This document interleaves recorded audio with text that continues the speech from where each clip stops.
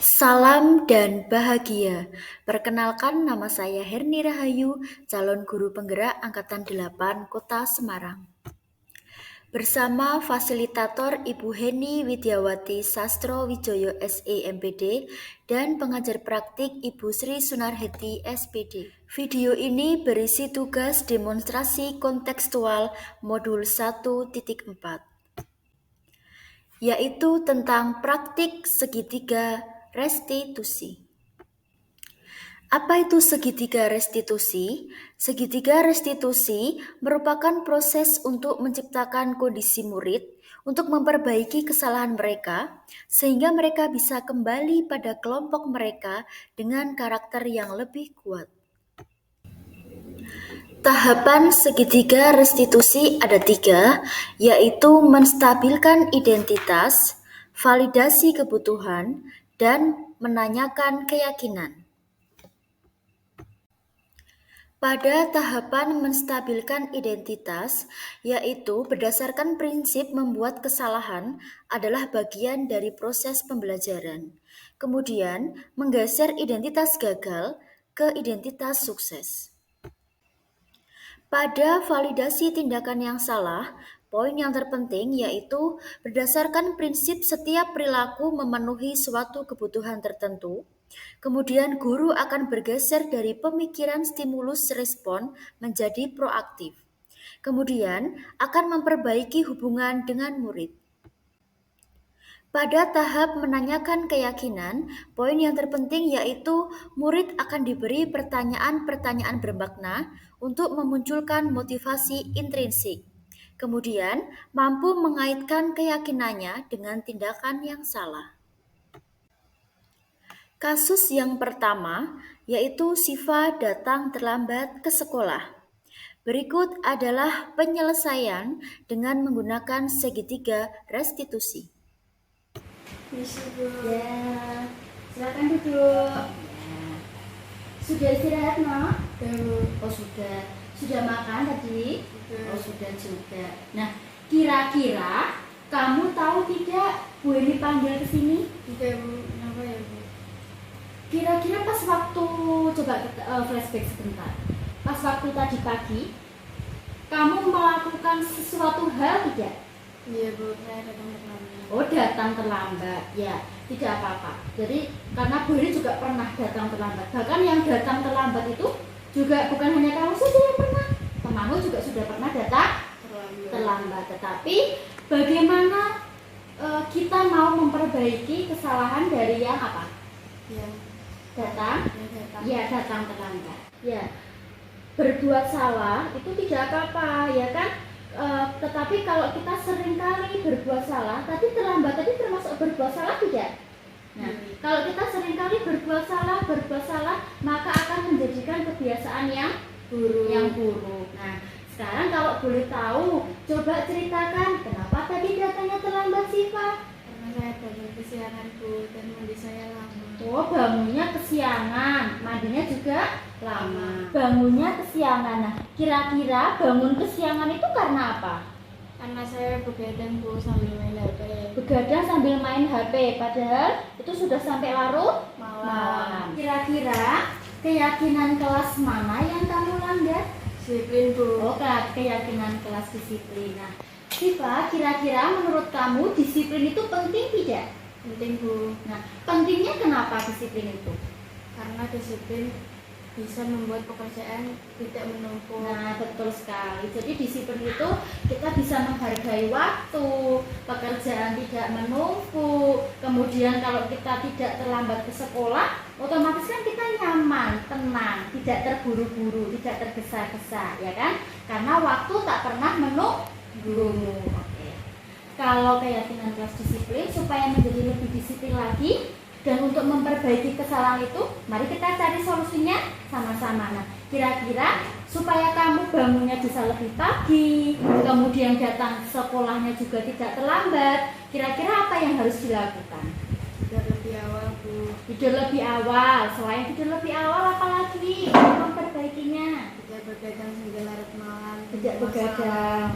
Ya, pasang alarm bagus. Jadi pasang alarm supaya bangunnya lebih awal. Kalau bangunnya lebih awal, otomatis kalau misalkan mandinya mau berlama-lama kan tidak terlalu ini ya. Tapi sebaiknya bagaimana? Tidak boleh mandi terlalu Iya, lama. mandinya tidak boleh terlalu lama. Bagus sekali Siva. Nah, sekarang kita sudah menemukan solusinya. Solusinya supaya apa? Supaya tidak datang terlambat. Nah, supaya tidak datang terlambat lagi. Oke, bagus no. Berarti sekarang Siva sudah bisa mencari tahu solusinya apa supaya tidak datang terlambat lagi. Gitu ya. Semoga untuk kedepannya Siva sudah tidak datang terlambat lagi. Baik Bu, terima kasih atas bantuan Ibu untuk membantu saya berubah menjadi anak yang lebih baik dan mandiri. Ya, menjadi anak yang Disiplin. Oke, terima kasih Siva. Semoga tidak datang terlambat lagi dan sekarang Siva boleh melanjutkan istirahat lagi ya. Ya Bu. Ya, terima kasih. Hati-hati. Kasus yang kedua, yaitu Putri Dwi tidak mengerjakan tugas sampai batas waktu pengumpulan. Berikut skenario segitiga restitusi untuk kasus Putri Dwi. Ya, silakan duduk no. Bagaimana kabarnya hari ini? Sehat? Sehat. Sudah istirahat? Sudah. Oh sudah. Sudah makan tadi? Sudah Bu. Oh sudah. Maaf ya, Bu ini mengganggu waktunya istirahat kamu karena kamu dipanggil ke sini. Ya Bu. Nah, Putri, Ya. hari ini dipanggil ke sini, tahu tidak untuk Tidak apa? tahu Bu. Tidak tahu. Coba sambil diingat kembali.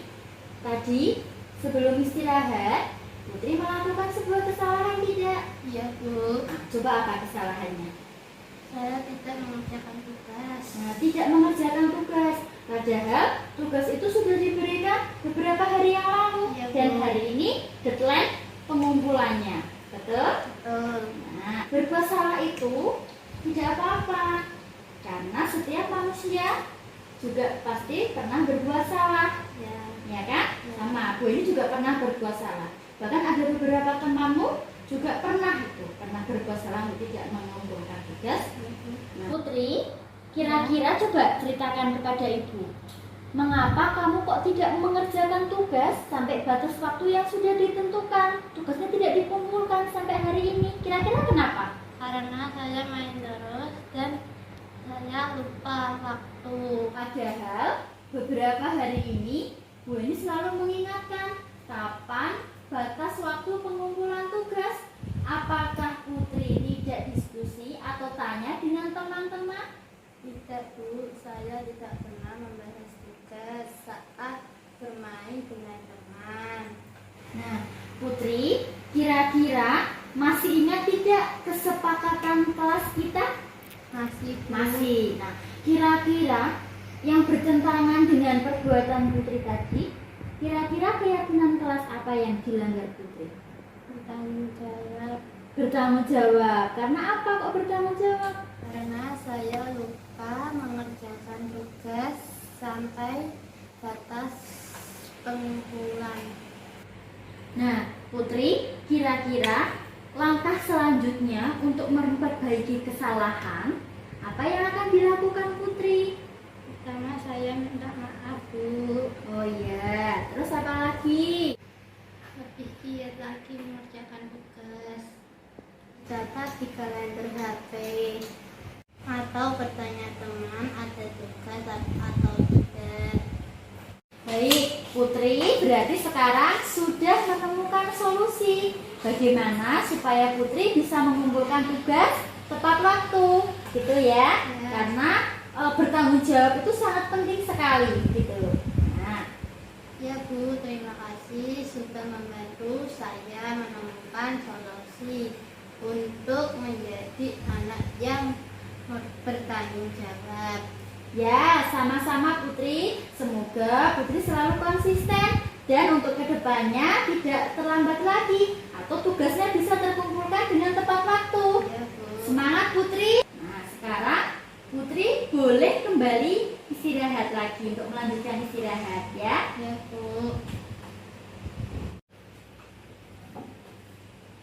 Assalamualaikum warahmatullahi wabarakatuh. Nama saya Siva Sandria Rahma dari kelas 6B di SDN Negeri Bangunarjo. Saya senang diajak berdiskusi dengan Bu Herni untuk menemukan solusi agar tidak datang terlambat lagi. Saya juga senang karena tidak dimarahi dan dikasih tahu secara perlahan dan baik-baik. Membuat saya menjadi lebih paham. Terima kasih Bu Herni. Assalamualaikum warahmatullahi wabarakatuh.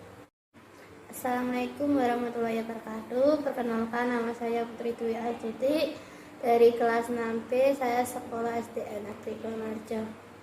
Saya senang diajak Bu Herni berdiskusi untuk menemukan solusi supaya bertanggung jawab menyelesaikan tugas sesuai batas pengumpulan.